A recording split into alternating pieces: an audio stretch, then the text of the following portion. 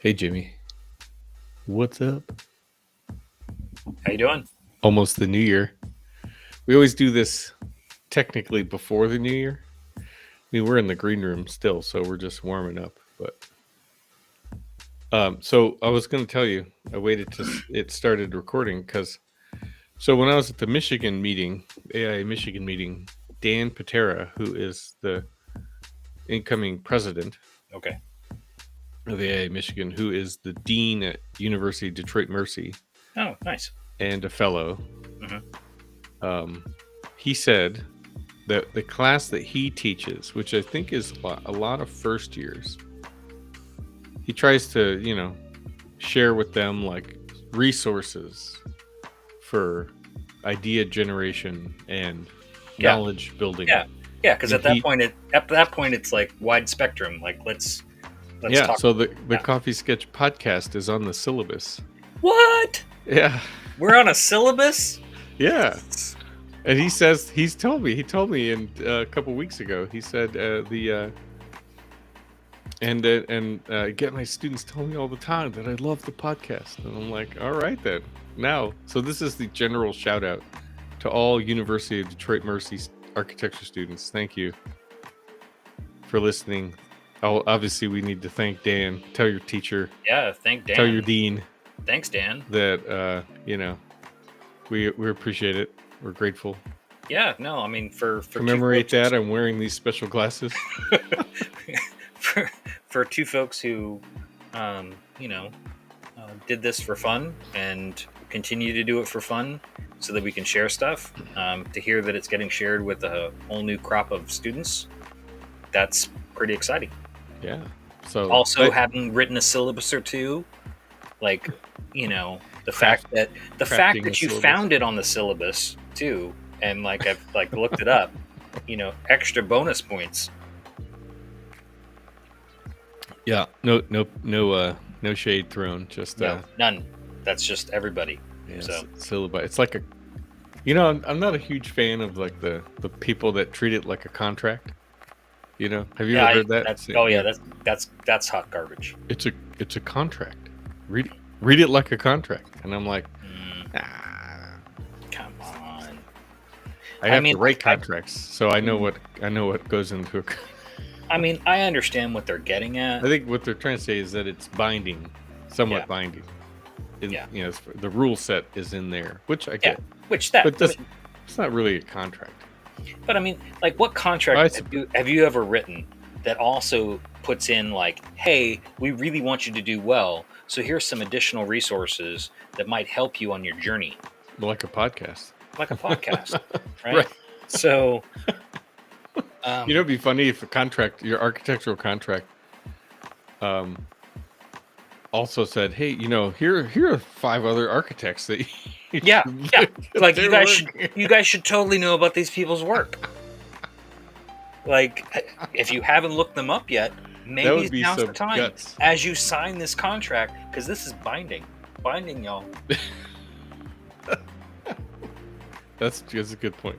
That's a good one. I hope I we like that. cut this segment and just like with a thank you and the whole like, yeah. Will do. All right. Okay. Note to self. Note to self somewhere. I gotta write it down. Put it on your vision board over here. Where's Yeah. that vision board? I gotta point in the right direction. Get out some more yarn. Well, that's coming because it's a new year. I got to Yes. redo Vision. Well, that's a small task that should still be done, Yes. but it's not a vision. Like these glasses No. are a vision. What do they let you see? I could see the future. I see in perfect 2025 vision. There you go. There's the five. Mhm. Can you see it? Can you see it? Do I have to turn? Oh, 5. can I get it in profile? There you go. Yeah. I'm, as the kids would say, I'm a whole vibe. I feel like I look cool. I don't know. That's once you say that, it's all Yeah. This is I Kurt's fit lost check, and yeah. the cred. Yeah. Okay. I am wearing my USC sweatshirt because our team's battle royale together in the Las Vegas Bowl, A&M and USC, and I didn't even want to think about it. You know, because it's a close ties for both of us. I should wear my ring. I do have this to put it on my finger like that. Charlie gave me that. Anywho, the yeah, I didn't. Well, also I didn't want to think about it because I kind of figured we'd lose the game. Playing with a new quarterback. Honestly, well, we have a freshman quarterback too, so it's not like, I mean, he played pretty well for a young guy. He's good. He's going to be great. But yeah, he will. Yeah. I mean, but when I looked at the stat sheet, I didn't recognize hardly anybody on there because they all declared for the draft. Yeah. So everyone that was playing for USC is like nobody except for the quarterback, that one wide receiver that caught all the touchdown passes, and I think one of the running backs. Yeah, which should have made it an easier list of folks to target. Not to target like targeting, like helmet to helmet contact, but target like as in like, don't let the guy who's already scored 2 touchdowns run open across the middle in the fourth quarter when they're marching down the field to possibly go back ahead. Yeah, that's a good point. That's the guy to watch. Yeah. I think it was Jacoby, right? Jacoby Lane, I think. Is that right? I could be getting it wrong. He's also a new name. He's like, he was... Anyway, we'll just leave that alone. Thanks. Yeah. We can move on. We can move on. Hurts enough. Yeah. But yeah, only some would get this. People like us and Dan Patera. The future is so bright, Jamie, that I gotta wear shades. Gotta wear shades. Yeah. See? Digitally fabricated, no less. That's right. I forgot to say these are a prop. Prop in the sense that I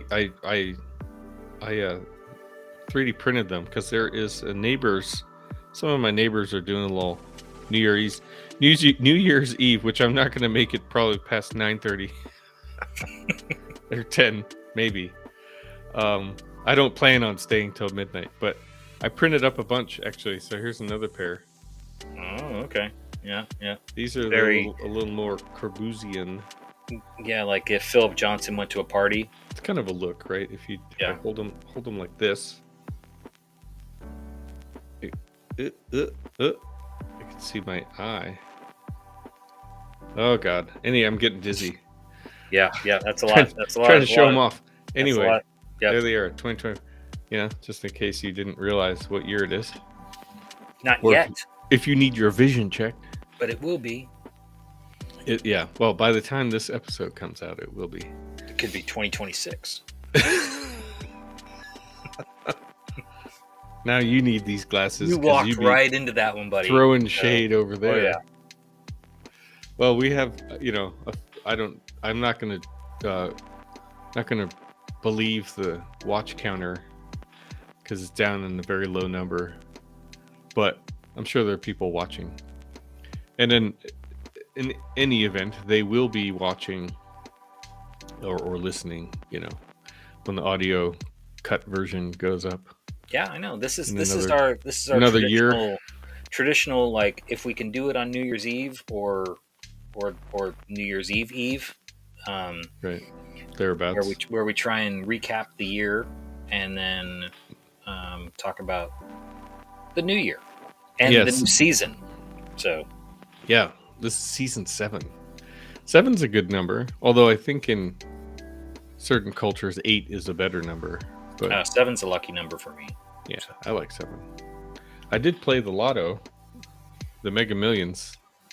I did easy pick. I won $2. Ooh. So I'm not a billionaire. Somebody in Northern California won it, which they probably need it more than I do. being how housing costs more up there. But anywho, I digress. So, you want to You ready for this? push play? All right. Sounds like that's a consensus. Consensus had.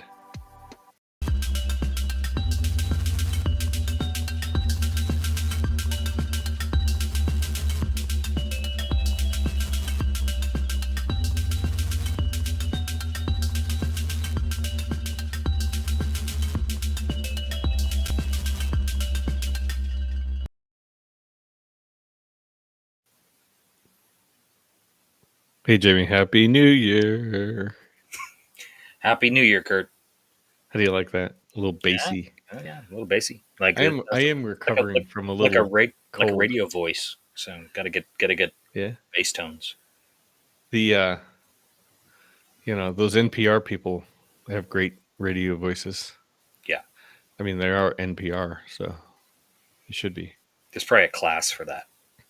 They also have to have a weird name.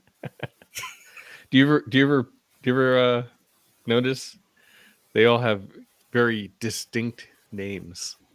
Well, it's because you can't see them, so they have to have a distinct name to go with their distinct voice. You know, Manoush Zamarodi. Right? I mean, that's a name.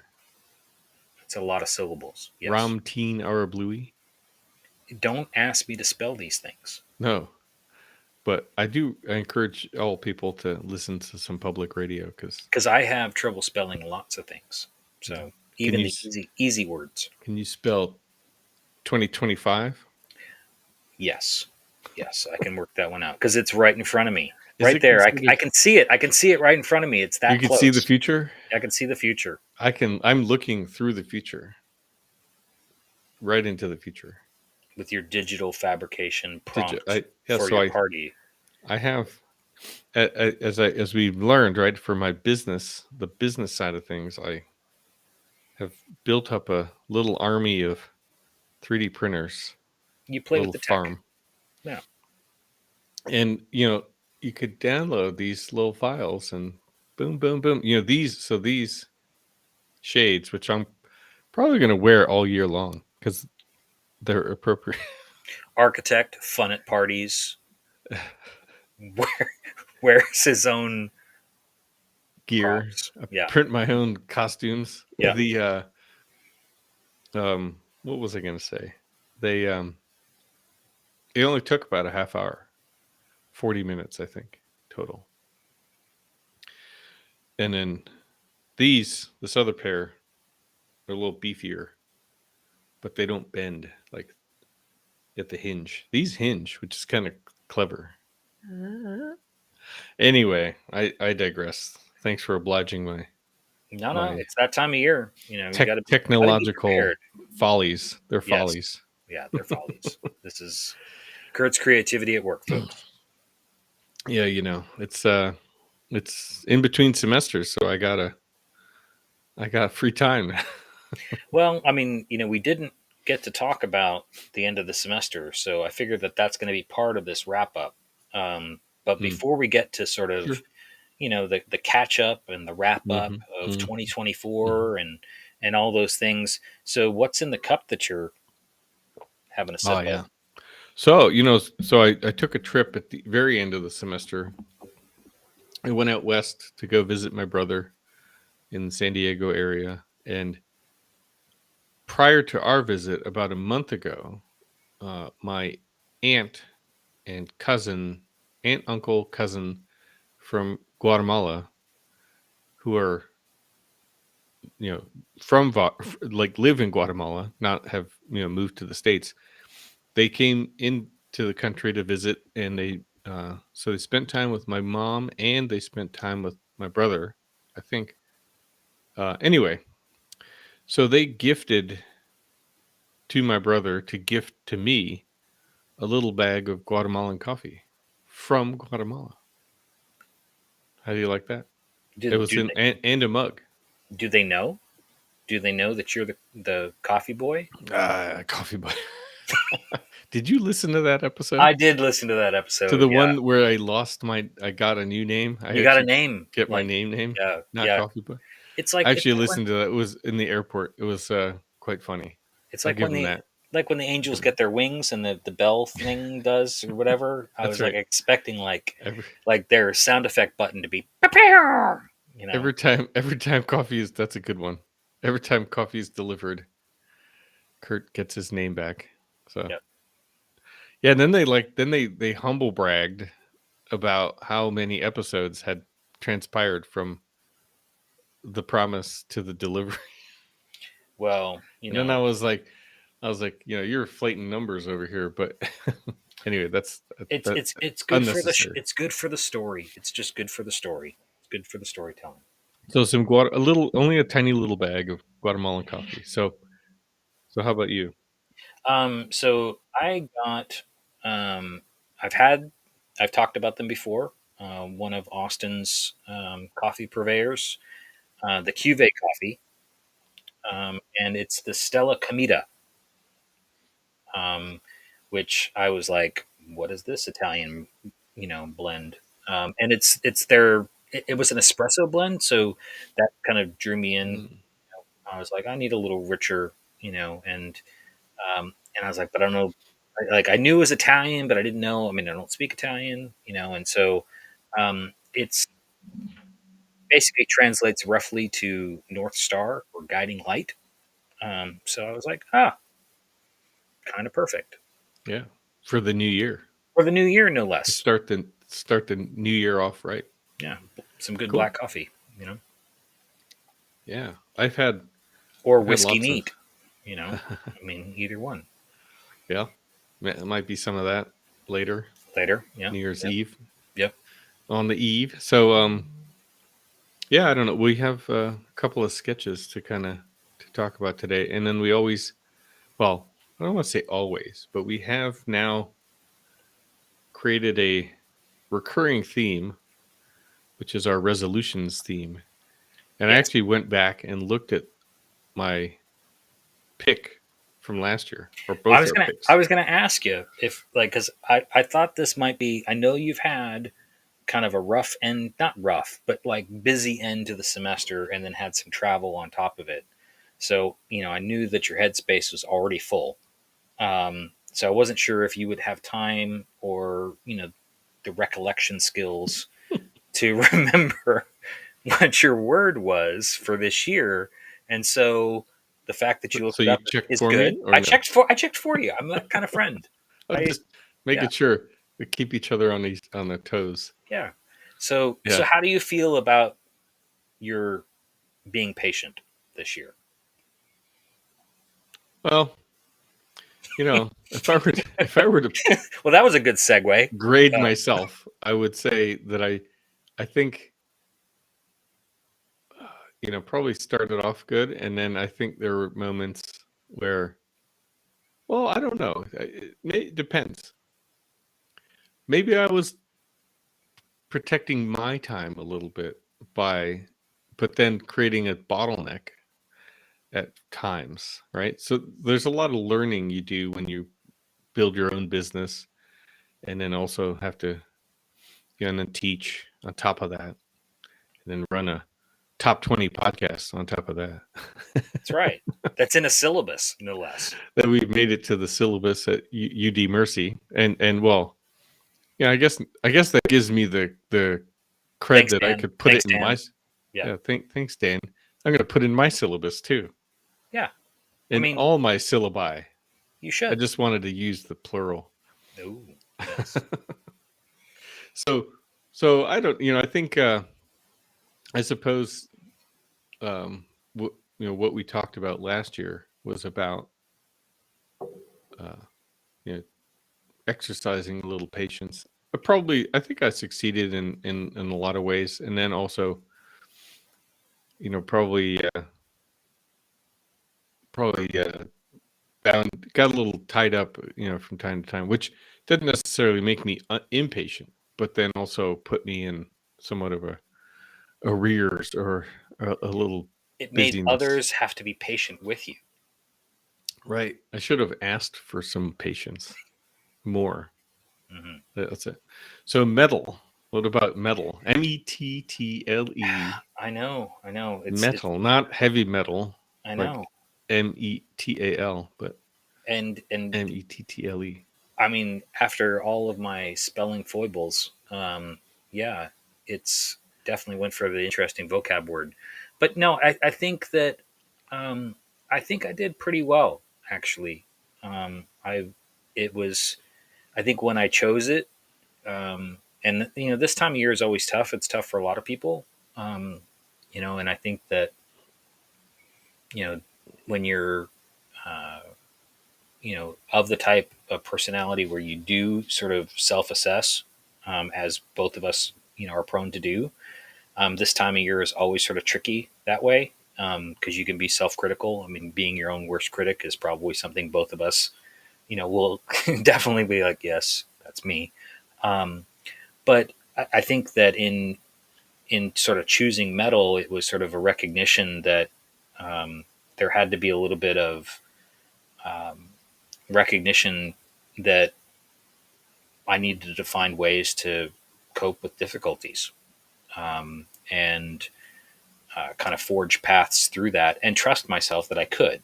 I mean, not that I didn't, but it's just that kind of putting it out there ahead of me, kind of like that guiding light of the coffee that we're just sort of, which is actually quite good.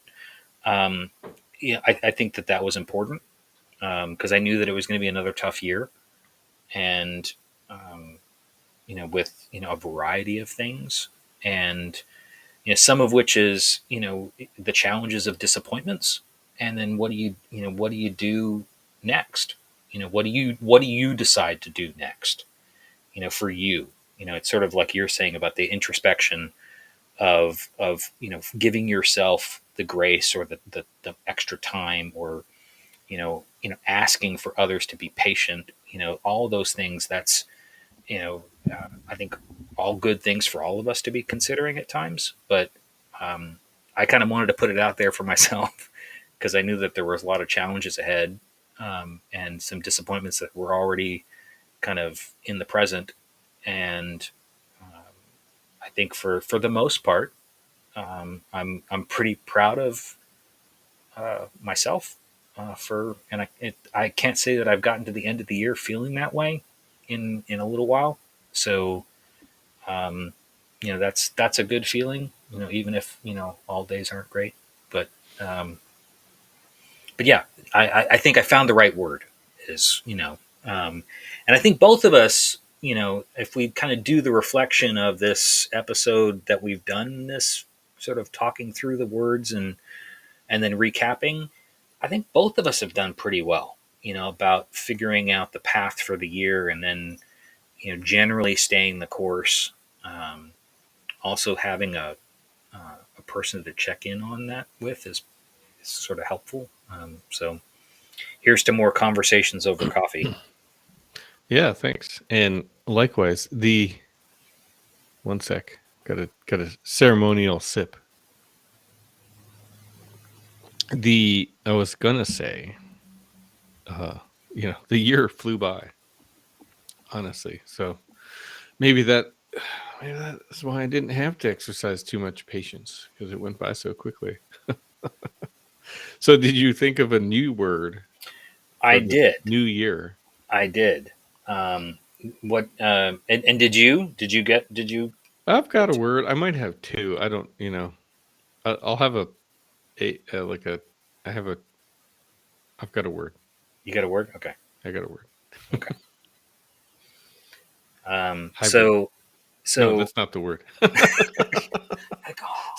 Sneak, false alarm, personal. No, so I would well, before we talk about the words, sort of in the state of the recap and reflection. How did the semester end with the Ah, students? How did that go? How did the teaching with you know our podcast friend? Um, oh, well, okay. So, um, How did all that? I mean, so not teaching, saying we spill had, the tea, but just sort of tell me how it well, went. having Cormac involved in what we call ID5, Integrated Design 5, which is the Hmm. fall semester studio for seniors or fourth year students. So it's penultimate to the capstone class. And you've been on crits for the capstone class, which are pretty intense Yes. amount of work. So this is like trying to get them, all tie it all together, all the years in studio, and like warm up to the last semester. It's all based in 100% in group format, so they're in teams the whole semester. Which in and of itself is a challenge. Yeah, the dynamics of teams. Well, we did notice at the end of everything that the teams that could find a way to communicate best, as best they can with each other, generally, well, not generally, easily succeeded in crafting a better project together and getting, and building that rapport or culture. There was, there's some fun teams to would talk to them, and they're just ribbing each other and kind of as they were trying to work on files and sharing things, and it was a lot of fun to stop at their desk and see just sit with them, and especially as once you hit a certain point in the semester, as you kind of the it's like the training wheels. Not, I don't want any students to get this the wrong way, but you kind of like have to let go, and the team or the student takes off. Like if you took the wheels off the bicycle, the training wheels off the bike, they just gotta go, and you're there to kind of help just a little bit. And so it's You're not like to guardrails. You're like guardrails. guardrails, I guess. Yeah, I guess that's more adult. So anyway, so then you just kind of stop in with the teams, and so we had a roped Cormac from Archispeak into teaching with me as adjunct for the studio, and he had a lot of fun. I had a lot of fun having him there, and I think the students definitely benefited from his experience, his insight, his perspective, and his the project types that he gets to work on, which are very different than mine. He gets to work on some pretty high, how do we put it, bigger budgets, but with maybe a higher profile, like either ownership, or even like for some, he's working with Renzo Piano Studio, so it's always interesting to hear his opinions on on how Well, I that's mean, going. yeah. Well, I mean, that's the thing. I mean, the thing about, I think, Cormac's career and sort of where he is, and his perspective, at effectively a larger firm, um, but one that he himself is an integral part of multiple parts of that process, and has the wherewithal to, the parts that he's not a part of, to also be, cognizant of, and to be able to speak to, and then speak to your audience, to the studio, of students, so that they're getting, the benefit of his perspective about where he is in practice, and like you said, the type of work that he's doing, but also sort of his, both his own critique of it and opinion of it, but then also what his kind of experience has been in doing it, and that sort of that thought process, and then, flipping it so that in that sort of vein of talking about his own experience, he's bringing that to the classroom and talking about their teamwork. I could imagine would be, you know, pretty beneficial, especially in that semester, in that case, because I mean, you guys had adaptive reuse project, which I Mhm. thought, I was excited to hear about. Um, you know, it's we've talked about that quite a bit of late, that, very few programs are inserting that into the curriculum. Mm. And when, now there's definitely a trend of those things happening. I just saw an article, even Dwell magazine like posted this week. They did a big, essay about, the resurgence, or the emergence. It's having a renaissance, this focus on preservation and architecture. this year was the year of that. And it's like, well, good, finally. Um, but I know that sort of level of complexity of project with someone like him in the studio, as well as your own practice and the way that you sort of, work, I think have probably benefited the students even more than they realize. Well, I hope so. Now we'll make a deal, right? If I can get Cormac hired back, then I don't get to be called Coffee Boy anymore. So Yeah, I'm sure that's they're in the listening. that's a contract, like Oh that yeah, we talked syllabus about contract. that Yeah, the syllabus contract. syllabus Yeah, contract. contract. Yeah, these are the stipulations. Stipulations in that syllabus You're to not contract. not refer to me as Coffee Boy, Other and faculty will not be and therefore referred your to. employment contingent solely on that caveat. No boom It's boxes over your it's head. it's a what they call a, a deal breaker, right? Okay, that sounds like a technical term to me, but So yeah, so and we'll roll out. The grades are freshly minted, and so I'll roll out a couple of examples from the projects. In the next couple of episodes, we'll pick a day. Pick one to kind of talk a little bit. To kind of unpack the adaptive reuse a little bit and see how that shook out. well, I mean, because I had the experience. I sat in on a there's my shaky dog. Um, but yeah, no, I had a similar experience sitting in a final review here recently at my alma mater, and it was also an adaptive reuse project. It was a graduate level, but it was like fall semester, so it's the first year studio for grad students. Um, so this is uh, depending on how they've matriculated up into the program, whether they're career change students coming with an undergraduate degree in something else and have leveled up, over the summer or, through some prior coursework, or, coming in from, homegrown. So they've gone through 4 years of an undergrad and now are moving into a grad program at A&M, or coming from another university, in a similar fashion, 4 years, and into it. So this is, it probably didn't have the same level of intensity that yours had, per se, because, as a first semester grad Hmm. studio, there's still sort of a little bit of feeling out about, faculty relationship to the program, how that studio environment works, your Some technique a little bit, technique. Yeah, because they're also not at that, they're not at this point even thinking about what their thesis project is, right? Yeah. or who their committee is, and they're still, very very relatively early in the program, um, but not inexperienced.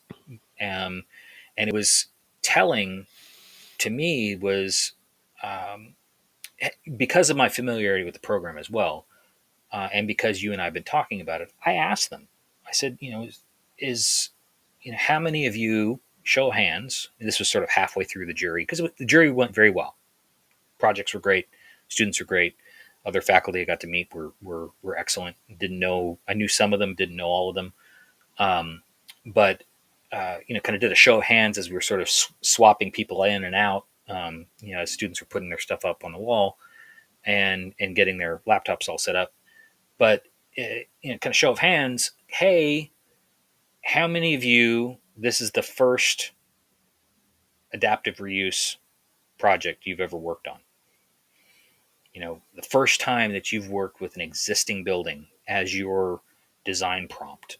Not talking about context, but an actual building itself, and having to make some decisions about what that is.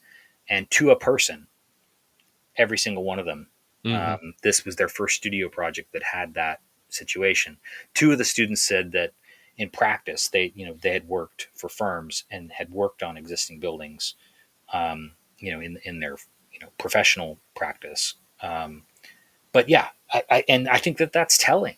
I think it's something that needs to continue to be a focus, because it is a different starting point, obviously. But at the same time, there's a lot to be learned through the experience and the dialogue with an existing building, and with your classmates as well as other faculty, and sort of thinking through that decision making. Um, you know, Hmm. I think So is yeah, hold those thoughts, because it will be real interesting to uh show you the final. So with teams, there were 6 teams, so there's 6 projects, unique designs, uh and yeah. My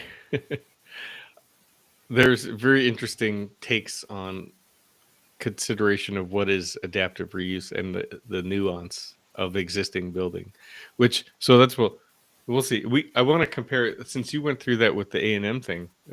If you can, yeah. We could do like because a it could be high level interesting to compare bring and in contrast. Yeah, that yeah, just the we can, I'm sure we'll at least talk about um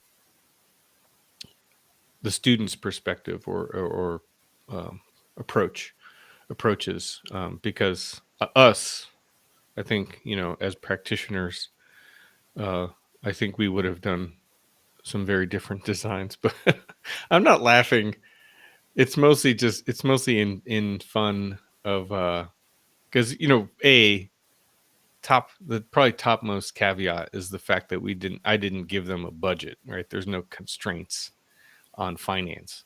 right. So therefore, we kind of let them shoot for the moon a little bit. So anyway, Well, I don't want to, well, but I mean that's the that's just a sort of, I think, a reality of a lot of design work.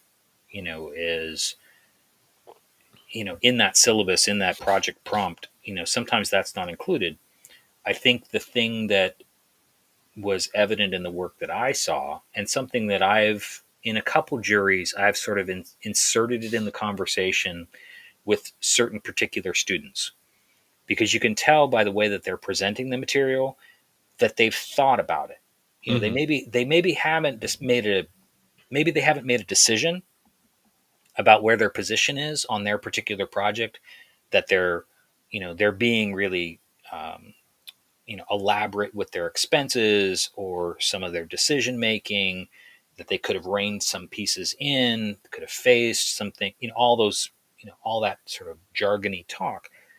But you can tell when somebody's telling you the story and they're talking about it, that there's aspects of it that are important to them, that they've stumbled across in their precedent research or just design thinking about their project, and they haven't come to a resolution.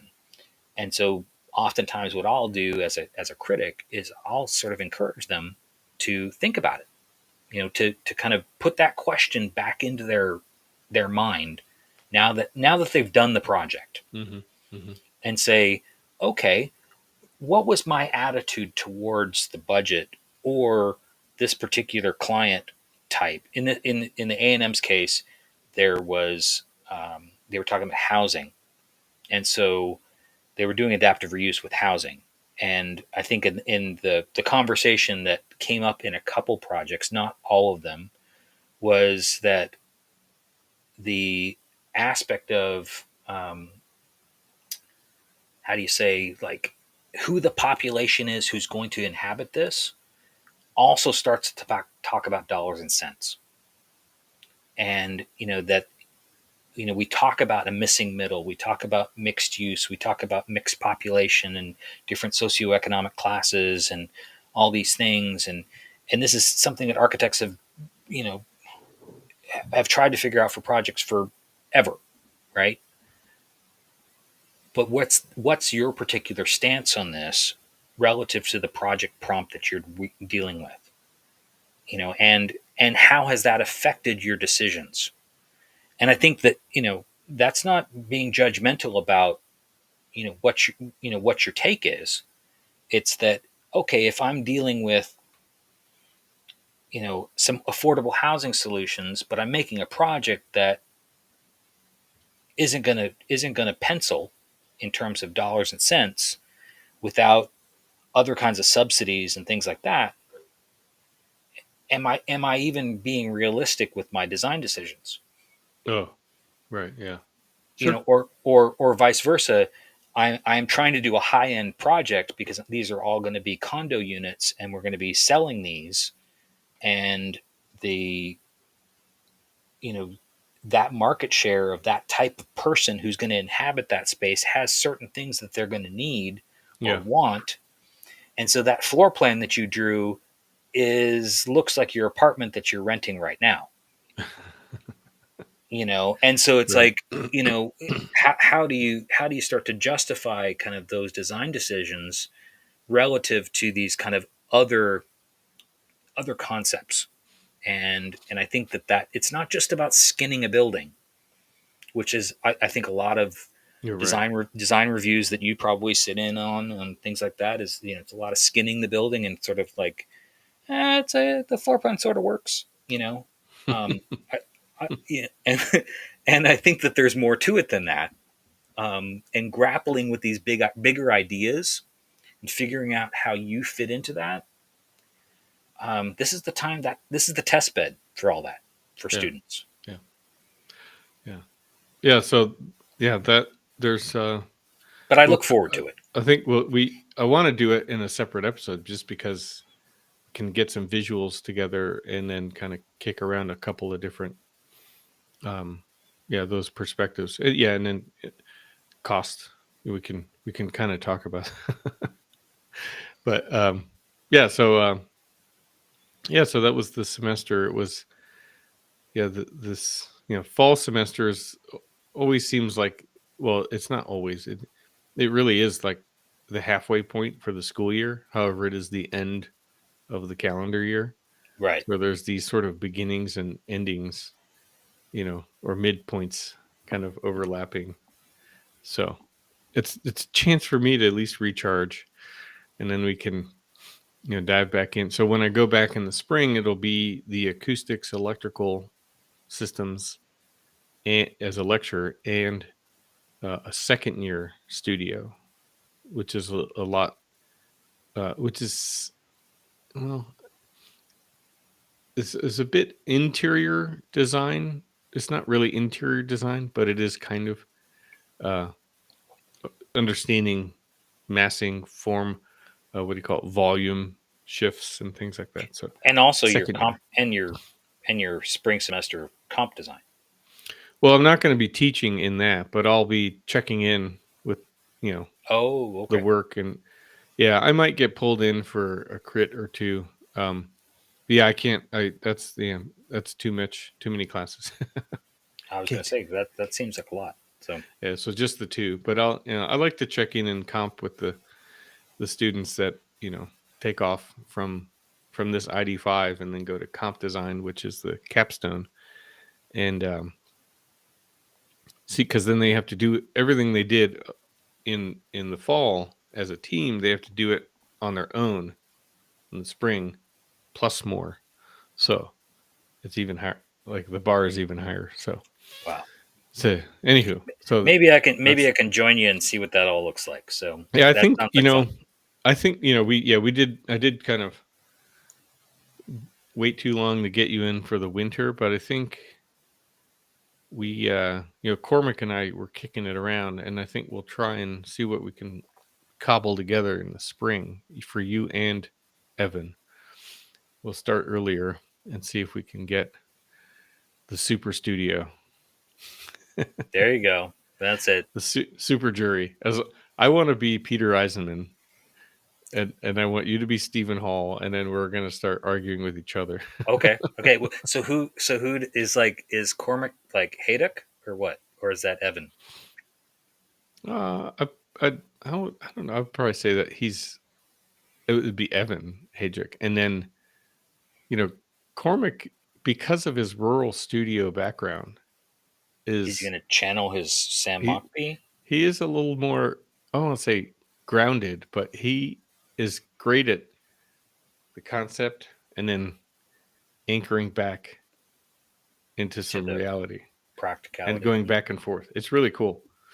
Uh, I think that experience, is is enviable.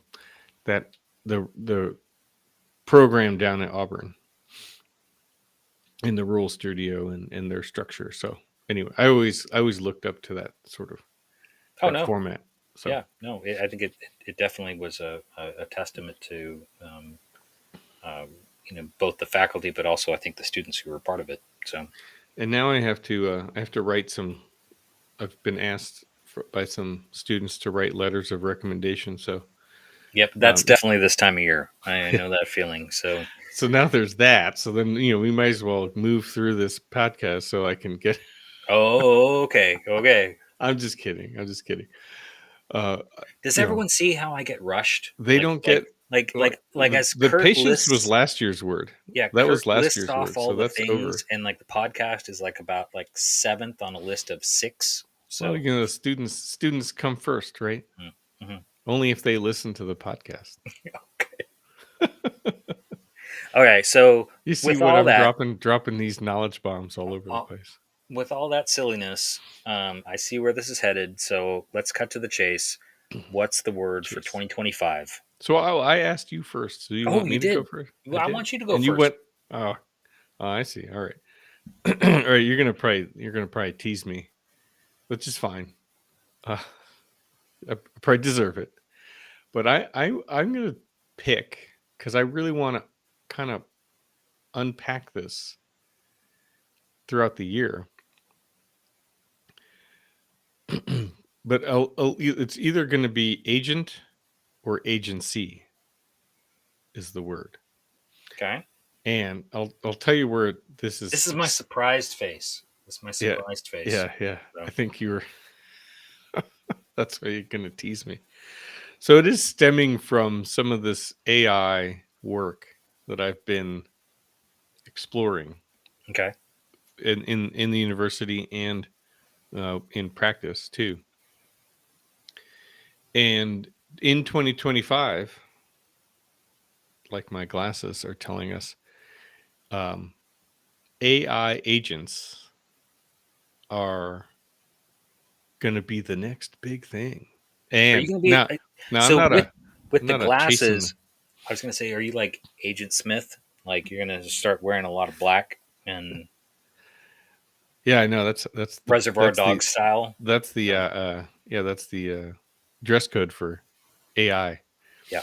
So anyway, it's more so that's the idea. It's like, so what does it actually mean, right? Agency, and then what are the definition of that relative to AI? But then what does it mean to a person or a, a person like me, as a business owner or professional? And then what so how do I implement that or build a sense of agency of my own, right? Which is kind of tied to this podcast is a component of thought leadership. Absolutely. Teaching is thought leadership.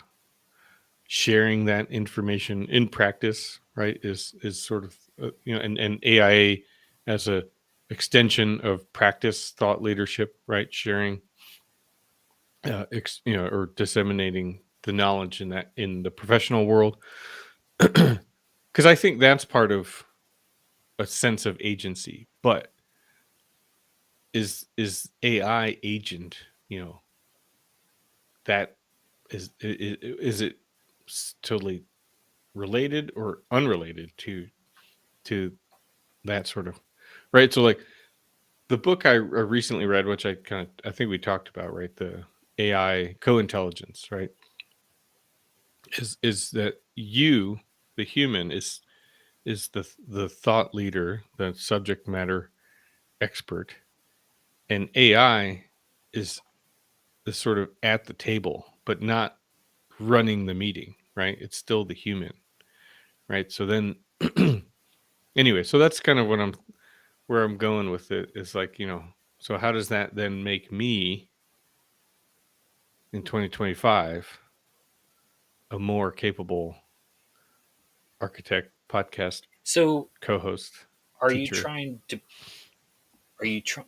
I'm trying to find the guardrails for you so that I can be Mhm. kind of conscious of it as we're talking, and online and offline, kind of about your goals. Um, so are you? Am I hearing you say that you want to be a little bit more? I'm going to insert the word proactive because I can't think of a better vocab word right now, but sort of proactive about your role in the things that you're pursuing, but from a standpoint that you're also sort of conscious of how those things that you're pursuing also relate to this bigger picture Yeah. of your bigger goals. Yeah. And that you're, it's almost like being not proactive. It doesn't kind of completely cover it, but there's like a deliberateness, Hmm. deliberateness. Hmm. Yeah. Yeah. Yeah. That's the word. Kind of. Yeah. Intentional, I suppose, could be another way to say that. Deliberate Okay. or Yeah. Yeah. intentional. Yeah. Intentional. Yeah. Okay. Proactive or I'm an active participant. But yeah, I think it's, yeah, examining like these three branches, right? Let's say, teaching, podcast, business, not in any order, but these sort of three veins. And then, I think combined, right, is the agency or the sense of agency. well, That's what I'll try and discover. yeah. Well, I think it's interesting because it's like oftentimes when I've heard folks bring up the word or sort of that terminology, they're usually talking about it in a way that they're trying to bring agency to others. Mm, right, right. And But and I think and I'm just saying, like, that doesn't mean that doesn't mean that you're doing it wrong. That just means that it's interesting to me that you're sort of taking it, saying, sorry. taking ownership of it in a sense, and saying, as much as I can do things for other people in the things that I would do on XYZ subject, if XYZ subject or goal is one that I have, how can I sort of, run parallel to my own path and find agency for myself in those situations that I'm putting myself in? And I think that's that's kind of an interesting idea. I think it's a great way to um, it's almost like strategery, you know. Um, but I like your word better. So Yeah. Well, because mine's not made up, right? yeah, right. No made up words. Strategery. Yeah. No, I think I think you're picking up on what I was, yeah, the where I'm trying to head with this thing. So we'll check in on that, because it's definitely something front of mind. So what about you? What did you settle on? Well, I did Settle on metal? kind of. I mean, it's sort of like if metal was the word that was last year, and I felt like I had definitely made some progress. I also learned some things, How to which is spell always metal? So part of it was the spelling, yeah.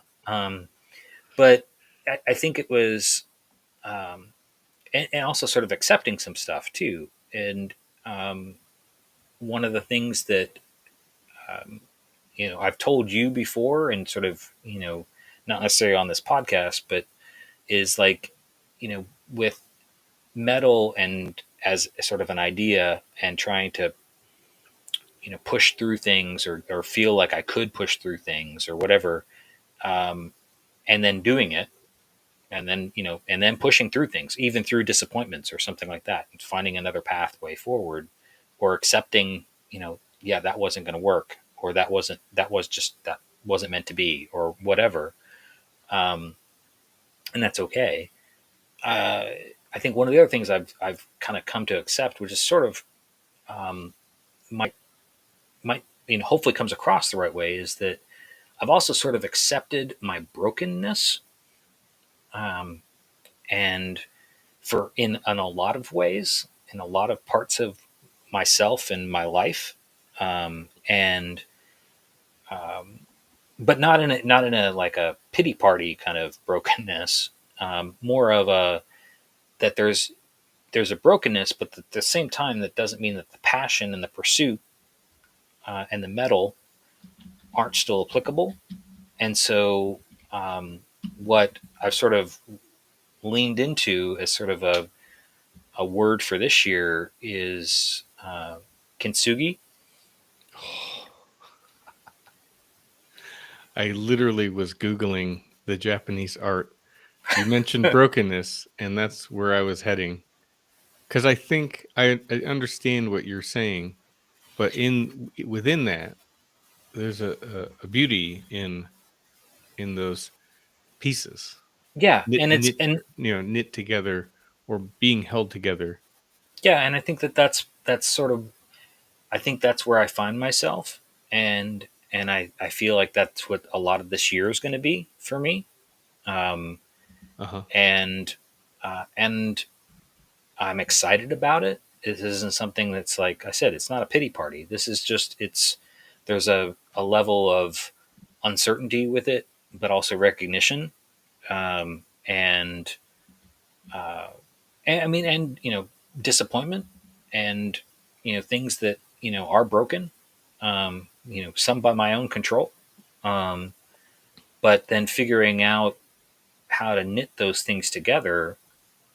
Um, I think everybody does that anyways, but for me, that term and that worldview of, yeah, there's beauty in the brokenness too, um, and in the process. It's a very process driven Mm. kind of word, which is something that you and I both always sort of lean back into. Um, so yeah, I think that that's where I'm going to be headed this year. So I was just grabbing. I was trying to do this on the fly. Yeah, I like that. Beautiful, The beautiful. process part of it too. Oops. Let's hide that so we can see it. The process part. So for those that don't know, kintsugi, I love Jamie picks the tough tongue twister spelling challenge B Yep. spelling B words. Um, is this art of mending pottery with gold, particularly like as the to fill the cracks to put two pieces together, but it's filled with gold, which is symbolic of the to memorialize the the scar or the broken or the damage in the process. But so it's not like oops, let's duct tape it together, but let's like sort of honor that little ripped rip or seam or tear. So there's a picture in maybe we'll use this. This would be probably a good one for the headline or the Yeah. show Yeah. show notes and uh,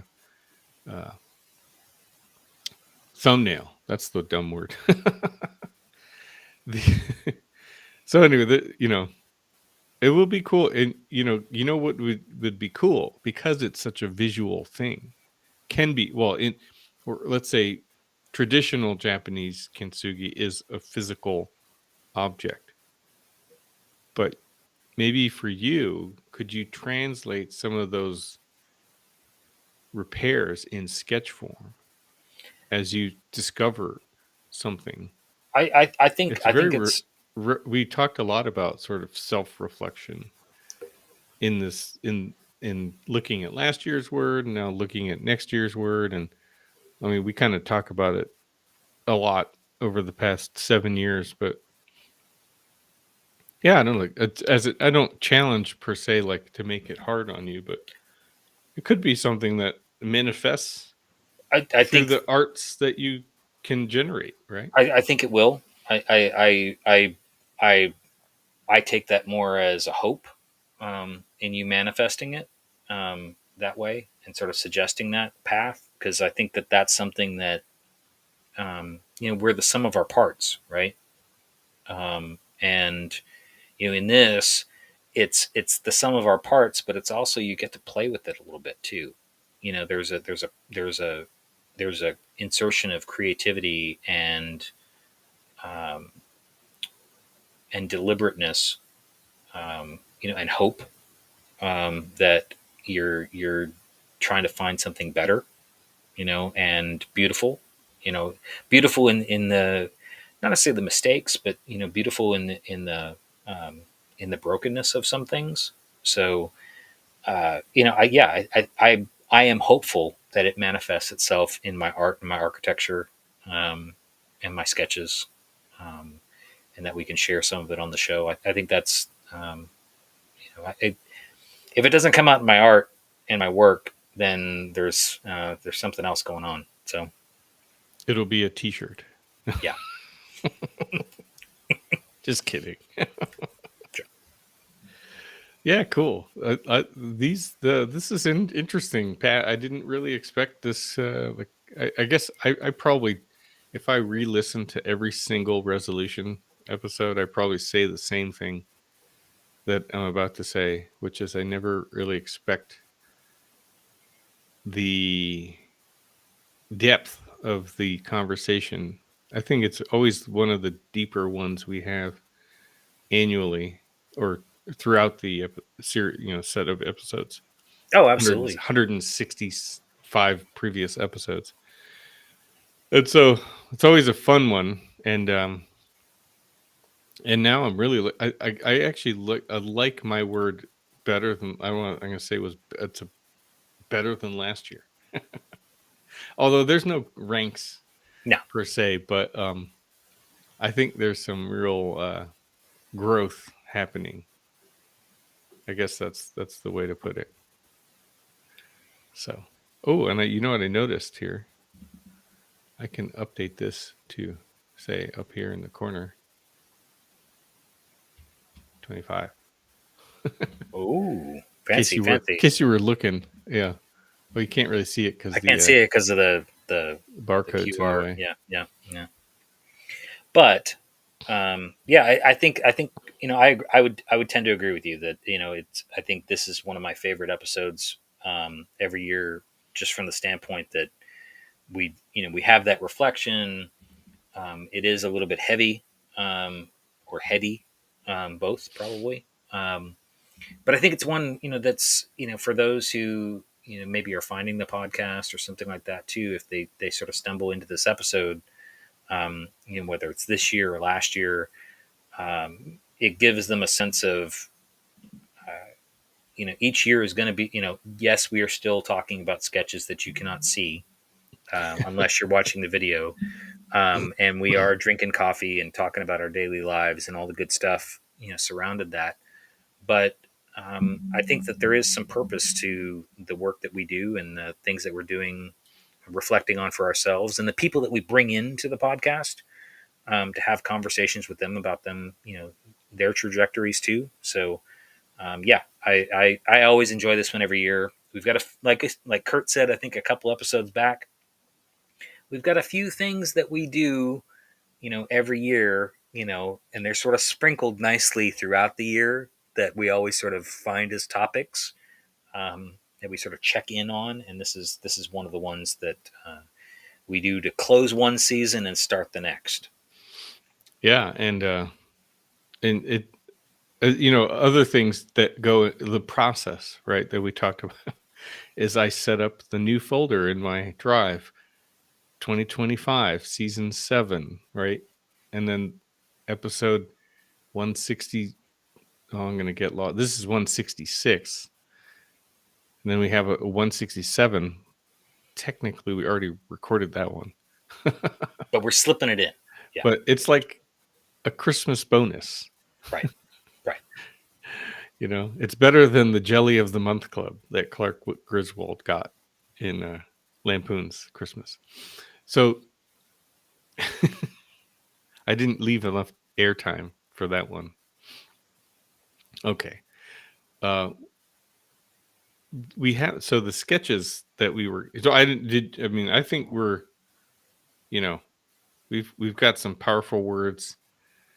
And now I think to wrap up talking about the sketches that have occurred in the most recent few days, been kind of fun. I want to say that, so Jamie's done a few with our old comic book friends, and I showed him a picture of a puzzle I built with my nephew and niece, and in California of Spider-Man, and with a bunch of Doctor Octopus and Rhino and Vulture and some of the good guys and the bad guys, Venom, and then all of a sudden a bunch of uh, superhero sketches started coming up, and your Spider-Man, which we didn't put in here, but maybe we'll grab it for another day. Um, there's always Spider-Man always had the best poses, Oh yeah. the sort of contorted flying poses, which I think are always great. But this one, I think Jamie wanted to use because it's Batman, which it's a good Batman. Well, they're all good Batman sketches, but this one's got is this more of a Affleck Batman? It feels like it. I think, Physically, yeah, it looks physically kind of like a little Ben bit, Affleck's, yeah. and the bat symbol. And actually, I was just talking to one of my neighbors, and he got for himself a self Christmas gift of the Adam West version Batmobile in Lego Classic, in Lego classic, that he classic. plans on. I'll try and get a photo of that when he's done. But so tell us, and then we on the right we have two sketches that Jamie wants to squeeze in here, and so the unrelated, well, in the sense that the other one is not Batman, so I don't I know nothing about it except for it's in living color. I know. Jamie used some watercolor Yeah. to punch it up. So why don't you catch us up Yeah. on? So the one in color was, so I finished a book. I finished a sketchbook, um, and had to christen a new sketchbook, which is always tricky. We've talked about it before. This is for students, artists, architects, anybody who loves to sketch and draw. We all have the same lament: is that opening that book, that pristine book, for the first, hitting that first page, Blank page. that blank page, you know. And so, what did I do? I like skipped the first page because I just couldn't do it. Open, opened up. I So was that's just the gonna say I did that a lot too. yeah. So that's the back of the first page and the And second page. the third Um, page. yeah. Well, So a depending on two, how you read the how you want to number those pages. Those InDesign people will, they'll cringe. But no, so it's ends up being a full page spread, but um, I was also sort of thinking about, do I do sort of a 12 days of something kind of thing, 12 days of Christmas, but sort of riff on that. So this was sort of 12 days of inspiration. And the first one for me was, um, I think the idea of pop culture and its influences on me as an artist and an architect are just ever present. And the thing that I didn't know I was going to do these, and this is the thing with a lot of these sketches, it's daily, so I don't necessarily know. I've got some ideas in my head, but I don't sort of plan these things out necessarily. But I saw the movie Conclave. Hmm. Highly recommend. Highly, highly, highly recommend. Um, and a friend even joked that um, it's one of those movies where, like, if you're sort of the type where you like the movies where they whisper a lot, very very serious stuff, it's in that vein. So I agree. But it's very very good. Stellar cast, plot twists, very serious, very moody kind of cinematography, but also you're in Vatican City, right? So you've got that sort of architecture um, that sort of stands out, and so that's what I wanted to capture here, was sort of that idea of watching film and how that has an influence on me. It's sort of captured in the book as that first page. Spend a little more time with it, obviously, because you're seeing it in color, and played with the watercolors, the very, very tiny watercolors. Got to be portable, got to be nimble. Um, and, I was pretty, haven't touched watercolors in a while. We'll touch them every once in a while. But I can say that it confidently that it's been several months. So was happy with um, digging into it, even with that reluctance of the first page, to challenge myself with and then capture a space and a thought of inspiration. So this is one of those early scenes in the film where you're sort of seeing the you know everybody kind of arriving into the space and sort of Mm. and the space isn't necessarily important, and the whole arrival isn't necessarily important to um, me messing up the movie for those who haven't seen it. But I think it's scale, perspective, vantage point. It feels very cinematic, and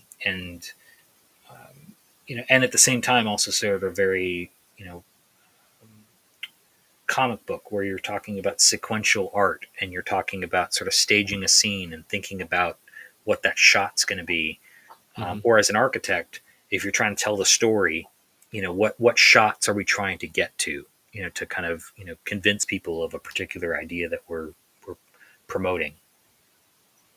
Well, so I actually did hear on public radio a review of the movie, so I am intrigued. Um, I'm not necessarily one to get very caught up in the papacy.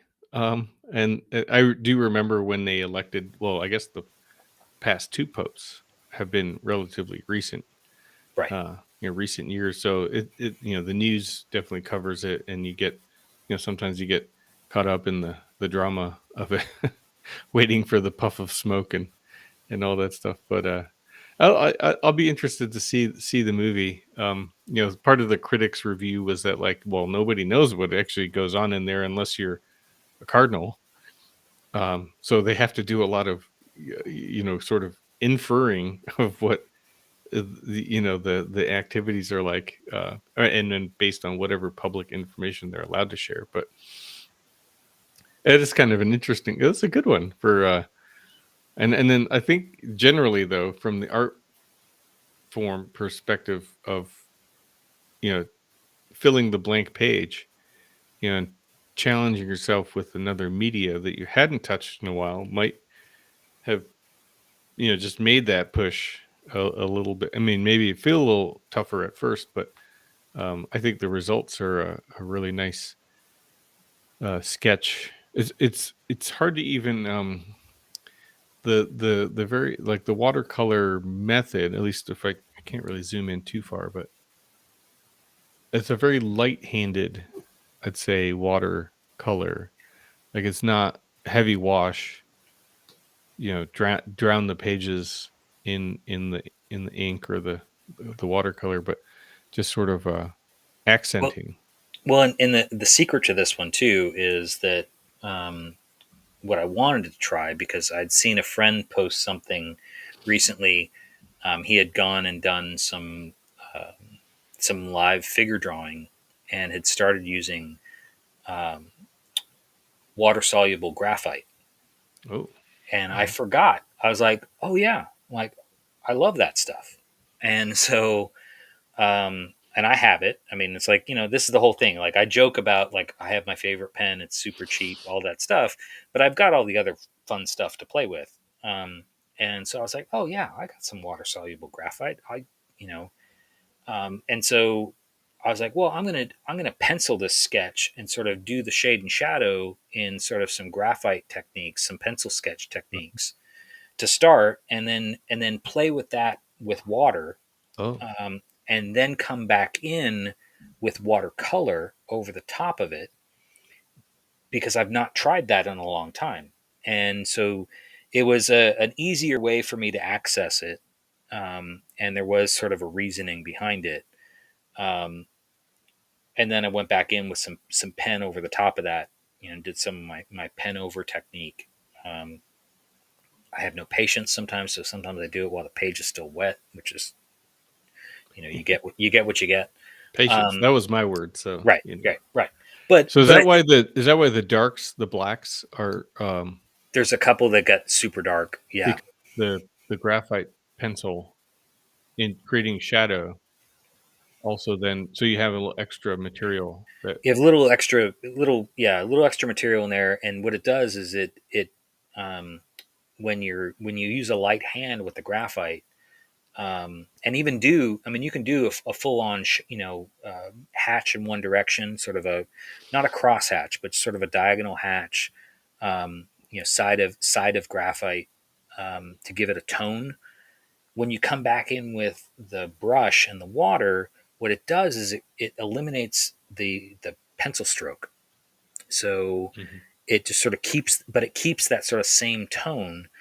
And if you let it dry, then you can work over the top of it. And so you can Mhm. sort of add layers of intensity or highlight or something like that.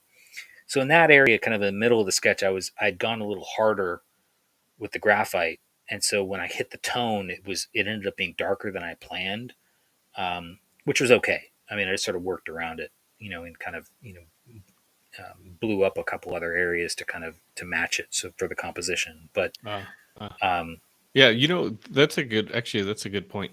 So you might have felt a little, if you say you if you a younger you, maybe a little less experienced, you might have felt like, oh, I messed it up, right? right, right, right. You know, and but then you then intentionally sort of messed up a couple other spots to then develop and add to the whole. So for students, I was thinking about how to not give up on a sketch or a scheme or an idea, and just keep working it, and Yeah. you'll find sort of a, a product out of it, or it's a bad word, product, but No, but something that is relevant. no, that's very astute. I mean, and I think that's a good way to kind of capture it is to keep working it. Just that phrase alone is what something like this, where I'm using really three different implements to come at the image, and so very mixed media, and at the end of the day, as a composition, pretty proud of it. For especially for a first page of the book kind of situation, which you kind of grade on a curve. Um, but I think the other one, which is several days later, is benefits from the momentum of doing that exercise on the first one, because it set me in a way where I felt extra confident with my pencil sketching ability, and knew how to use two different line weights, actually two different pencils, to achieve a really, really successful, pencil sketch that also sort of evokes action and environment and sequence. And I picked up this book, um, you know, during the holidays for myself. This is a gift to myself. Um, but it's an architecture theory book on comics in the city, talking about urban space and sequential art and sort of the influence of different media, um, on things. And so having that sort of narrative in my head and then doing this sketch, was, I think, only comes out of having done a few other ones leading up to this and kind of increasing my confidence with, certain techniques again. Well, yeah. I mean, I think that's that's probably the best answer or the result out of the just keep working it, right? And then Yeah. that you can give the students, and then the result of that is then another iteration, and another and another and another. Yeah, in your case, you're moving through different subjects, but if we tied it back to school studio, it generates more ideas on top of that, right? And keep moving through it. So yeah, so yeah, cool. I appreciate the the relaxing break you've had. There's quite a few sketches that we'll bring up over the next few episodes. Especially, we can maybe even do a little comic book Marvel DC throwdown. Oh, that'd be fun. Like a lightning round. We can set Yeah, up a lightning lightning round. round. Yeah. Yeah, Yep. We could do like a bracket, since we're kind of in a college football bracket right now. We could It say, is. okay, who's It's that time the of year. bracketology of Marvel characters. But so, all right, let me pull that off the screen and flash my fancy glasses for one more time. So this is our favorite part, Jamie. The goodbye, the cheers. Cheers. So here's to 2025. 2025. Happy New Year. Happy New Year. Happy season 7. That's right.